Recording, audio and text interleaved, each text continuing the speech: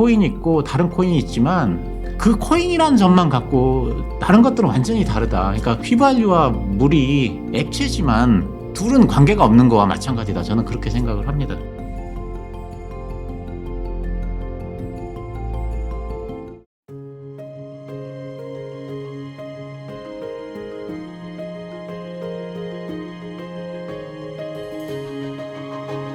그 책에 보니까 SK하이닉스 이 주가가 치킨 게임 할 때 4만 원에서 135원으로 예, 떨어진 최대 게 99.7%까지 떨어진 거예요. 예. 야, 이거 다 던졌을 것 같은데요. 그러니까 그거를 견딜 수 있는 멘탈을 가진 사람은 거의 없고요. 그냥 이렇게 소량을 갖고 있는 사람은 그냥 포기하지 않습니까? 근데 야, 이거 없는 셈 치고 이제 포기를 하는데 이런 사람들도 이제 원가에 오면은 다 팔아버립니다. 그러니까 결국은 큰 수익을 낼 수는 없는 거죠. 야, 이 비트코인이 SK하이닉스였구나. 그렇군요. 그러니까 이게 정말 지금 우리가 뭐 AI, 인공지능이다 이게 누구나 그냥 누가 봐도 성장 섹터잖아요. 구조 성장 섹터. 예. 근데 거기 있는 거 지금 1등 기업, 2등 기업, 3등 기업 샀다고 내가 10년 묵혀놓으면 무조건 돈 먹겠다. 이건 절대 아니다. 절대 아닙니다. 예. 거기 있는 게 다 망할 수도 있다 심지어. 예, 그래서 구조적 성장 섹터에 있는 것 중에서 구조적 성장주를 사야 되는데요. 그러니까 구조적 성장주는 언제 그럼 결판이 나냐면 아까 얘기했듯이 네이버 예를 들고 삼성전자 예를 들었을 때 네이버가 이제 경쟁을 막 하다가 이제 다 물리치고 1등으로 딱 결정이 되는 그 순간이 있지 않습니까? 네. 그때부터는 네이버는 이제 구조적 성장주가 되는 겁니다. 그 다음에 삼성전자가 치킨 게임을 막 벌였지 않습니까? 그러다가 이제 메모리 업계의 1등으로 자리를 잡았지 않습니까? 네. 그러면 그때부터는 삼성전자는 이제 구조적 성장주가 되는 겁니다. 그러니까 이렇게 아까 이렇게 그래프를 보시면요. 여기서 D 지점에 도달해서 처음에는 1번에서 2번으로 갈 때는 다 같이 올라가는 거고요. 그러니까 저는 개인적으로는 작년에 로봇주가 올랐다든가 이런 것들은 사실 1번에서 2번으로 올라간다고 생각을 한 거거든요. 근데 이제 그러면 로봇주를 사자고 했던 게 아니 좀 있으면 떨어질 텐데 이렇게 생각을 할지도 모르지만 이 1번하고 2번으로 올라가는 상승이 굉장히 작은 상승이 아닙니다. 그래서 뭐 예를 들면 다음 커뮤니케이션 같은 경우에는 40배가 올랐었고요. 저 1번에서 2번으로 올라가는 경우에 새로운 기술 같은 거는 150배가 올랐고요. 야후 같은 주식은 6개월 만에 70몇 배가 올랐습니다. 그러니까 이게 그냥 무시할 수 있는 건 아니죠. 그러다가 이제 그런데 지금 로봇주들이 또 엄청나게 많지 않습니까? 지금 보면은. 근데 이 로봇주들이 다 살아남을 수가 없잖아요. 그렇죠. 로봇이라고 하는 결국은 글로벌 경쟁이잖아요. 우리나라에서만 1등해서는 안 되는 거고 글로벌하게 사실은 1등을 해야 되는 거지 않습니까? 그럼 글로벌하게 뭐 일본의 회사들도 많고 테슬라도 있고 뭐 우리나라에서 뭐 네이버도 있고 뭐 이게 레인보우도 있고 많지 않습니까? 그러면 이제 이 중에서 어느 기업들이 이제 승자가 될지는 모릅니다. 그러면 이제 그 봐서 승자가 결정되는 시점 D가 되지 않습니까? 이제 이때부터는 그 1등 기업의 장기 투자에 들어가면 그게 구조적 성장주가 된다 이렇게 생각합니다. 결국 주식시장에서 의미 있는 초과 수익을 내기 위해서는 성장주 투자밖에는 방법이 없다고 생각합니다. 그래서 그 바텀업 방식을 통해서 관심을 끌고 있는 종목이라든가 향후 성장성 있는 종목이라든가 이런 부분에 대해서 동영상을 통해서는 좀 더 심도 있게 얘기를 할 수 있는 그런 기회를 마련할 수 있으리라고 생각합니다.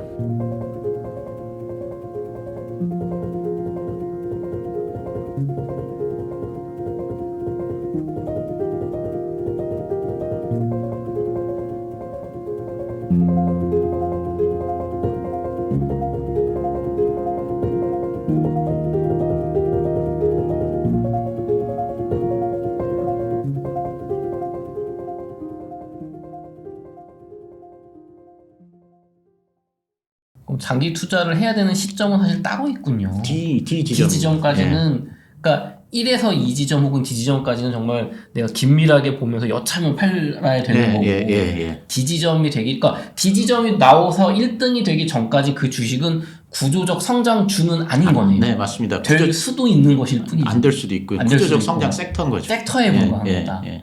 그러면 저 그림에서 B하고 C는 뭘 의미하는 거예요? 그러니까 예를 들면 자 인터넷 기업을 봤을 때 자 인터넷 기업을 해서 네이버가 있고요. 다음이 있고 그다음에 그 새로운 기술이 있다고 치면요. 1번에서 2번으로 갈 때는 다 같이 올랐습니다. 다. 뭐 새로운 150배 오르고 아까 다음 40배 오르고 뭐 골드뱅크는 50배 오르고 막 이랬거든요. 그러다가 나중에 다 같이 떨어졌거든요. 타코모블 좀 꺼지고. 그러다가 이제 D 지점에서는 A는 이제 이기 승자 네이버가 되는 거죠. 그다음에 이제 다음은 그냥 그저 그랬지 않습니까? 그러니까 B가 되는 거고요. 그다음에 이제 저기 그 골드뱅크 같은 새로운 기술 같은 회사는 사실상 이제 없어졌지 않습니까? 그런 회사들은 이제 C가 되는 거죠. 그렇게 되는 거군요. 야, 그럼 B 같은 그저 그런 뭐 2등, 3등, 4등 이런 기업은 그 과거의 고점을 가지 못할 수도 있는 거네요. 당연하죠. 예. 그 제가 그 주식에 대해서 그러니까 그때도 이제 잘 모를 때인데 그때는 정보통신 주식이라고 하는 게 거의 없었어요. 그러니까 그때가 2000년 안 됐을 때 90년대 중반 그때 이제 SK텔레콤하고 데이콤하고가 이제 두 개밖에 없었거든요. 네. 근데 이제 저는 그런 걸 잘 모르니까 그때만 해도 또 뭐 지금은 조금 더 알지만 1등주를 사야 되는데 SK텔레콤이 너무 비싼 거예요. 근데 데이콤도 이제 계속 같이 올라갔거든요. 그래서 2등주 데이콤을 잠깐 샀었는데 그때 얼마 주고 샀냐면 17만 원? 근데 이제 SK텔레콤은 그때 한 30만 원쯤 했던 것 같아요. 그러다가 SK텔레콤은 그 다음에 그러니까 쉬고 있던 때 그 다음에 400만 원까지 올라갔고요. 데이콤은 그 17만 원이 고점이어서 지금까지도 그 고점을 회복을 못하죠. 그래요. 그게 지금 LG텔레콤입니다. 그렇구나. 우리는 크게 그러니까 이제 그게 이렇게 되는 거죠. 자 여기서 보면 1번에서 2번까지는 SK텔레콤하고 데이콤이 다 같이 상승을 했고요. 그다음에 하락을 했다가 그다음에 이제 SK텔레콤이 1등으로 결정되면서 A 같이 쭉 올라간 거고 아까 말한 이제 데이콤 지금의 LG텔레콤이죠. 그거는 이제 LGU 플러스 그런 거는 이제 이렇게 C 같이 지지부진한 거 되는 거죠. 이게 평생 아마 회복 못할 겁니다. 그치? 그러면요, 작가님 그 책에서 그 비트코인도 일종의 그 성장주로서 이게 좀 언급을 해주셨는데요. 지금도 이렇게 보면은 암호화폐가 정말 많잖아요. 소위 뭐 좀 그런 용어를 쓰면 난립을 하고 있는데 그 비트코인은 그러면은 좀 어느 지점에 좀 경쟁을 마친 지점에 좀 왔다고 볼 수 있을까? 어떻게 판단하세요? 그러니까 비트코인은 그러니까 이게 저는 이제 그런 생각을 하거든요. 이게 부동산이 이렇게 있지 않습니까? 그러면 부동산이 이제 서울의 강남에 부동산이 있고요. 그다음에 저기 어디로 할까요? 뭐 지리산의 꼭대기가 있지 않습니까? 그럼 어차피 이것도 서울의 강남부터 부동산이고 지리산의 꼭대기도 부동산이지 않습니까? 부동산은 부동산이죠. 그러면 서울의 부동산, 강남의 부동산이 오르는데 왜 지리산 꼭대기는 안 올라? 사실 그렇게 얘기를 할 수는 없는 거잖아요. 그렇게 얘기 많이 하시는 것 같아요, 근데. 그래? 부동산 업자분들이. 그렇죠. 지리산까지는 안 가도, 안 가도. 서울 오는데 뭐 인천이 가만히 있냐, 이 정도. 그러니까 이게 그냥 부동산이라는 것만 같은 거지, 그거를 제외하는 거는 사실은 그 공통점이 없다는 거죠. 예를 들면 아주 극단적으로 따져서 그 휘발유가 있고요. 물이 있는데 휘발유와 물은 둘 다 액체예요. 근데 액체라는 걸 빼고는 다 완전히 성질이 다릅니다. 그러면 휘발유 값이 오르면 물값이 올라야지. 사실 이런 논리가 성립은 안 되는 거지 않습니까? 그래서 저는 개인적으로는 비트코인이 있고 다른 코인이 있지만 그러니까 이게 그 코인이라는 점만 갖고 다른 것들은 완전히 다르다. 그러니까 휘발유와 물이 액체지만 둘은 관계가 없는 거와 마찬가지다. 저는 그렇게 생각을 합니다. 가장 말씀하신 것처럼 비트코인과 뭐 알트코인, 다른 코인들을 가르는 가장 큰 이게 왜 다르냐? 이 핵심은 뭘까요, 작가님? 핵심은 그러니까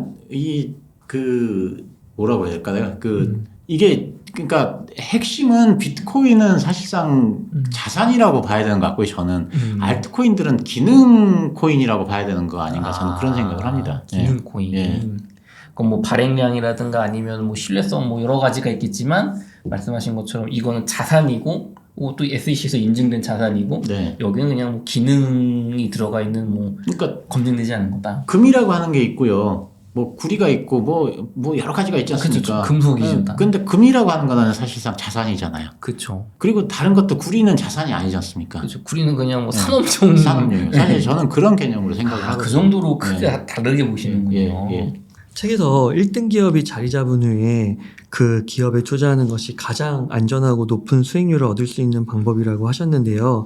보통 이제 다른 전문가분들은 그때는 이미 주가가 많이 올라서 늦었다라고 말하는 것 같아요. 그래서 이게 좀 의견이 갈릴 수도 같은데 이렇게 생각하시는 전문가분들에 대해서는 어떻게 생각하시나요?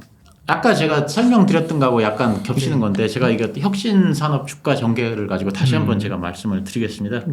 혁신산업이 생겨나면 투자자들이 자 신기해하고 그 다음에 성장성에 매료돼서 막 주식을 사들입니다. 인터넷이 나오면 야 이거 신기하다 이래갖고 굉장히 크게 성장할 것 같다. 또 비행기가 나오면 야 이거 진짜 괜찮을 것 같다 해서 막 주식을 사들이거든요. 그래서 무지성으로 주가가 이제 오르게 됩니다. 그게 1단계 상승입니다. 1번에서 2번까지 이렇게 오르고요. 이때는 아까 말씀드렸듯이 그냥 그 섹터에 있는 주식 아무거나 사면 됩니다. 그러니까 이제 1990년대 말에 인터넷이 막 나왔던 시절 같으면 인터넷 주식 아무거나 사면 됩니다. 근데 이게 이제 길게는 2, 3년 네. 이어질 수 있고요. 5배, 10배 상승은 뭐 보통이고 이 대세 상승하고 겹치게 되면 100배까지 오르기도 합니다. 네. 자, 그러다가 이제 거품 논란이 생기거나 이제 뭐 치킨 게임 이런 게 벌어지면 아까 말했듯이 주가가 하락을 하는데 이때는 대부분은 또 다 같이 하락을 하게 됩니다. 지금 보시는 이제 이 지점에서 D 지점까지 하락을 하고요. 그러면 이렇게 쭉 이렇게 몇 년이 가면서 이제 차츰차츰 1등 기업이 나타나게 되지 않습니까? 그러면 1등 기업은 이제 A와 같이 커다란 주가 상승을 하고요. 그런 기업은 이제 B같이 되고 경쟁력을 잃은 기업은 C같이 되는 거죠. 예. 이제 그 인터넷 산업으로 보면 이제 네이버가 살아남아서 A같이 주가 상승을 했고 다운 커뮤니케이션은 그냥 그저 그랬으니까 B같이 주가를 횡보하다가 카카오에 흡수됐고요. 세롱기슨이나 골드뱅크 같은 거는 이제 회사가 경쟁력을 상실해서 C같이 없어졌고요. 아마존 같은 경우도 이제 마찬가지겠죠. 쭉 올랐다가 떨어졌다가 이제 A와 같이 경쟁력을 1등 기업이 됐으니까 엄청난 주가 상승이 그 당시에 있었지 않습니까? 그러면 이제 그 네이버나 삼성전자 1지점에서 사면은 좋겠지만 1지점에서는 그 어떤 기업이 1등이 될지를 모릅니다. 사실 그래서 이때는 1지점에서 사서 2지점에서 팔아야 되고요. 그러니까 이론상으로 따지면 그러다가 이제 D지점에서 이제 1등이 결정된 다음에 이 D지점에서 A라는 기업을 사서 장기 투자에 들어가면 된다. 저는 그렇게 생각합니다. 이게 이제 그게 구조적 성장주가 되는 거죠. 근데 아까 말했듯이 야 이거 너무 오른 다음 아니냐 뭐 이런 얘기를 하셨잖아요. 네. 근데 이제 자 네이버가 우리나라의 1등 기업으로 딱 자리를 잡은 순간에 D 지점에서 투자를 했다면 어떻을까요? 엄청난 수익을 올렸을 겁니다. 네. 삼성전자가 메모리 반도체 1등 기업으로 자리를 잡았다. 그 순간에 투자를 했다고 하면 엄청난 수익을 올렸을 겁니다. 그죠? 그러니까 이게 늦은 때는 아니다. 저는 그렇게 생각을 합니다. 그리고 이제 이게 사실상은 가장 안전하고 수익률이 높은 투자 방법이다. 이렇게 생각합니다. 그럴 수 있을 것 같아요. 왜냐하면은 1지점에서 2지점은 이제 그 성장 sek터 다 같이 대세로 오르는 건데 저거는 많이는 오르지만 언제 꺾일지 사실 모르는 거잖아요. 그렇죠. 네. 그래서 내가 막 더 가야지 하다가 이제 급락을 맞아버리면은 예. 물리게 되는데 그렇죠. D지점은 결정됐으니까 기다리기만 하면 되니까 그 다음은. 맞습니다. 그리고 이제 되게 우리가 여기서는 1지점이라고 그러니까 사람들이 1지점에서 사기 쉬울 것 같은데 사실상 1지점에서 사는 사람은 아무도 없습니다. 되게 보면 1지점하고 2지점 가운데서 삽니다.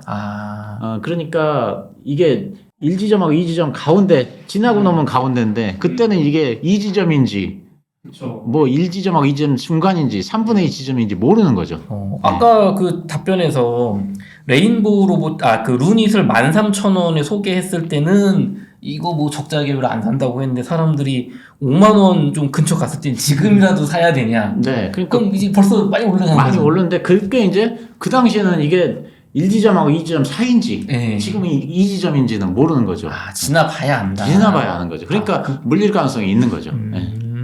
그러면 잠깐 혹시 2번에서 네. 그 D지점까지 가는데 그거는 이제 몇 년 걸리는지는 뭐 사람마다 그것도 이제 마켓 상황에 따라 다른 거죠. 상황이 다른 거고요. 예. 약간 되게 이거 정말 저 표가 되게 설득력이 높은 게 2차전지도 되게 유사한 것 같고요. 2차전지가 지금 이제 사실 2차전지를 얘기하면 이게 하도 비난하는 분이 많아서 제가 웬만하면 얘기 잘 안 하려고 그러는데 네. 어떻게 제가 보기에는 지금 이 지점에서 D 지점으로 내려오고 있는 저는 그렇게 생각을 하고요. 이제 우리나라 기업들이 열심히 잘해서 네. 경쟁력을 이제 확보한다. 그러면 이제 A 같이 되는 거죠. 네. 구조적 성장주, 예, 예. 성장 섹터는 맞으니까. 예. 그러면은 만약에 2차전지를 구매하신 분들이 뭐 과거에 내가 샀던 기업이 뭐 1등 기업인지 2등 기업인지 그걸 연연하지 확인해. 말고 지금부터 내가 산 회사가 1등이 될지를 주주총회도 열심히 가시고 투자 어떻게인지 공부하시고 그걸 옥석을 가려야 되겠네요. 네, 근데 이제 사실은 지금은 아무리 열심히 노력해도 우리가 알 수는 없습니다. 왜냐하면 변수가 하도 많기 때문에 네. 뭐가 어떻게 될지 모르죠. 그러니까 이게 뭐 트럼프가 예를 들면 뭐 대통령이 돼서 어떤 정책을 펼지는 아무도 모르는데 그냥 한번 가정을 해보겠습니다. 그냥 갑자기 뭐 다 오픈을 했어요. 그냥 자유 경쟁을 해라. 배터리 업체들, 그리고 중국 업체들 니네도 들어와라 뭐 다 해라. 이럴 가능성이 별로 없지만 그냥 이렇게 가정을 해보겠습니다. 예. 그렇게 되면은 또 어느 업체가 1등이 될지 모르잖아요. 아. 그러니까 이게 그 미래라고 하는 거는 예측을 할 뿐이지 불확실한 거지 않습니까? 그래서 제가 생각하기에는 D 지점에서 1등이 결정된 시점에 투자를 하자. 아. 1등이 될 거라고 예측을 하지 말고. 아. 네, 저는 그렇게 생각합니다. 음. 네이버 같은 경우 이제 네이버는 이제 우리나라 검색 시장에서 1등으로 됐구나 하는 때가 그죠. 옵니다. 뭐 검색 네. 뭐 그 비율 막 50% 넘어가고 막 그런 게 다 있죠. 그리고 지표가. 이제 딱 그 시점에 사야 되는 게 아니고 그로부터 한 뭐 몇 달 후에 사도 되고 6개월 후에 사도 되는 거기 때문에 구글도 마찬가지로 지금은 구글이 검색에서 글로벌하게 1등이라는 건 뭐 누구나 다 아는 거고. 네. 근데 이제 옛날에 과거로 돌아가면 구글이 1등을 하는 시점이 딱 나오지 않습니까? 네. 그럼 이제 그 부분에 가서 구글을 사는 게 사실은 가장 안전하다 이렇게 생각합니다. 그 전에 뭐 경쟁이 심할 때 야후가 1등이 될 것 같아 해서 미리 야후를 사고 이럴 필요는 없다. 저는 그렇게 생각합니다. 그때 사도 조금 비싼 게 아니다. 비싼 게 앞으로 아니고. 오는 아까 말하신 대로 그저 그런 기업을 싸게 사는 게 아니고 확실히 이제 성장이 1등이 된 기업을 조금 비싸게 사더라도 적당한 값에 사더라도 전혀 비싼 게 아니다. 워렌 버핏 같은 경우가 애플을 초창기에 산 게 아니지 않습니까? 네. 그러네요. 확실히 자리를 잡은 다음에 샀는데도 수익률이 어마어마하지 않습니까? 그렇게도 생각해 볼 수 있을까요? 저 그림을 보면 1번의 그 저점하고 D하고 갭이 한 요 정도 되는데 사실 저게 엄청 큰 거잖아요. 엄청 X가 큰 작으니까. 예, 맞습니다. 예. 그러니까 저기서 배수로 따졌을 때는 저점에서 뭐 10배나 올랐는데 5배나 올랐는데 저걸 어떻게 사? 네. 그럴 수 있는데 D에서 A까지 간 걸 보면 맞습니다. 예. 그렇게 또 볼 수도 있을 것 같고. 네. 맞아요. 그래서 우리는 항상 저 디지점에서 야 이건 벌써 많이 올라서 안 돼. 하고 막 딴 거 막 이상한 거 본다는 거잖아요. 참고적으로 이 그래프는 제가 만든 그래프인데요. 이게 그러세요? 맞는 건지 맞겠죠? 저는 맞는 것 같아요. 네, 맞는 것 같습니다. 그러니까요. 그렇구나. 네, 대표님 그 성장주 투자에서 최고 경영자가 매우 그냥 중요하다가 아니라 매우 중요하다고 말씀을 해주셨단 말이에요. 네네네. 아니 뭐 그 정도로 최고 경영자가 정말 중요할까요? 그러니까 이거는 80%. 예. 기업 성장의 80%가 최고 경영자에게 의해서 결정된다고까지 얘기를 하셨어요. 사실 이런 경우에는 그 주변에서 최고 경영자의 중요성은 그 사례를 어렵지 않게 찾아볼 수 있는 것 같아요. 사실 그래서 이런 경우는 굉장히 쉽게 예를 찾아볼 수 있는데 그냥 그 보편적으로 사람들이 이해하는 예를 들자 그러면 삼성전자하고 LG전자 네. 그 매출이나 영업이익이 지금 굉장히 차이가 많이 나졌습니까? 지금 그럼 왜 이렇게 삼성전자가 우리나라에서 독보적 위치를 차지하게 됐느냐? 그 이유는 결국은 반도체 사업을 일찍 시작해서 성공했기 때문이라고 생각하고요. 네. 근데 반도체 회사를 키운 거는 이건희 회장입니다. 그죠? 그래서 지금 삼성전자로 그 성장한 그런 그 공은 이건희 회장한테 8할 이상이 있다고 저는 개인적으로는 생각합니다. 그러니까 이건희 회장이 없었다면 삼성전자가 글로벌 반도체 회사로 성장하는 일은 절대로 없었을 거다. 저는 그렇게 생각합니다.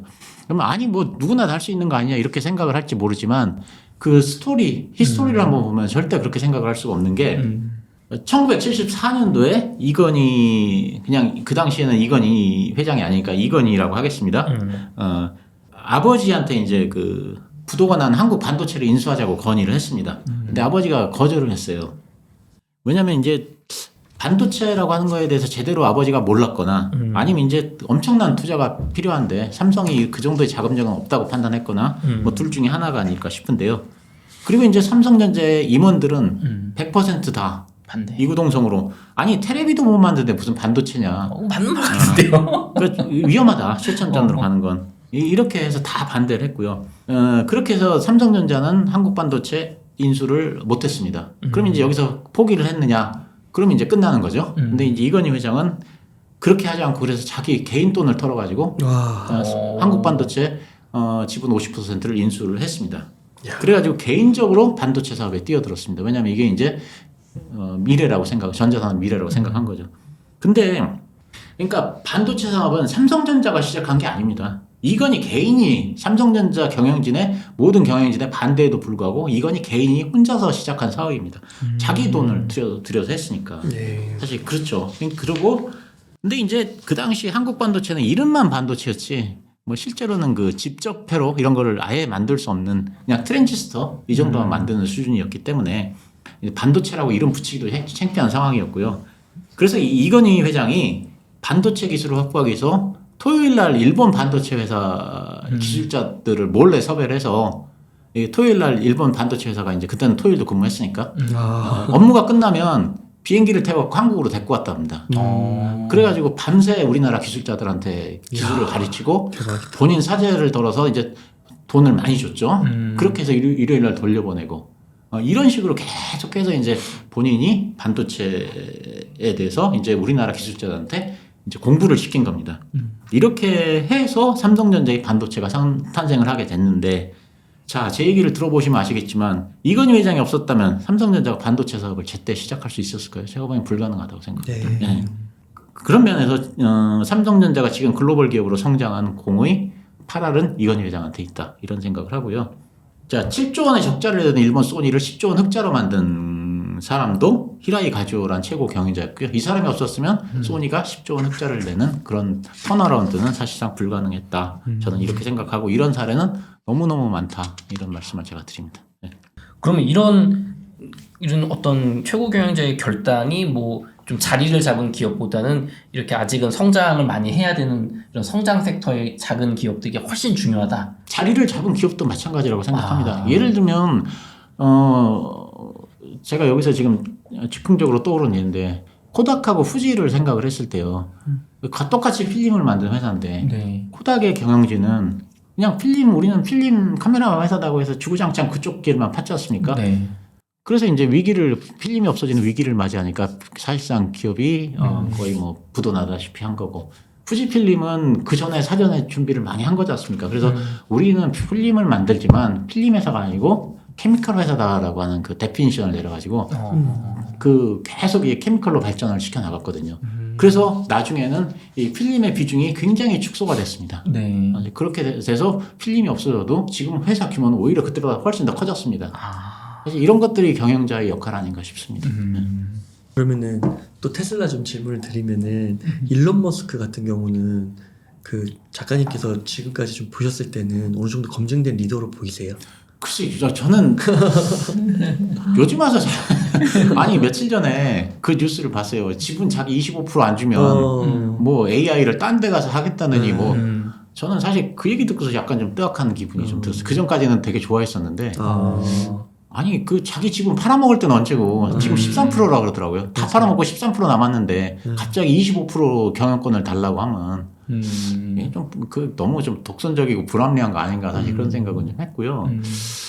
이게 오히려 이게 굉장히 뭐 똑똑하고 이런 건 알겠는데 약간 좀 굉장히 좋아했다가 요즘 와서는 좀 약간 좀 경계를 해야 되는 이게 좀 CEO 아닌가, 이런 생각도 조금은 듭니다. 혹시 작가님께서 조금 뭐 역사적으로도 좋고요, 괜찮게 보시는 리더, 좋게 보셨던 리더가 있으실까요?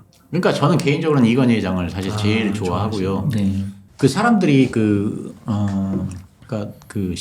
머릿속에서 생각하는 거하고 실제하고 다른 경우들이 굉장히 많이 있습니다, 보면은요. 그래서 제가 이제 루닛을 좋게 생각했던 이유 중에 하나가 경영진이거든요. 그러니까 제가 그 경영진에 대해서는 모르는데, 이런 게 있습니다. 사람들이 대개는 보면은 예를 들면 어떤 그 회사가 인력을 처음에 세팅을 할 때, 우리는 이런 회사다 해서 먼저 회사의 그 정의를, 데피니션을 정하고 거기에 맞는 직원을 뽑는 거, 사실 이게 당연하다고 생각을 하는데요.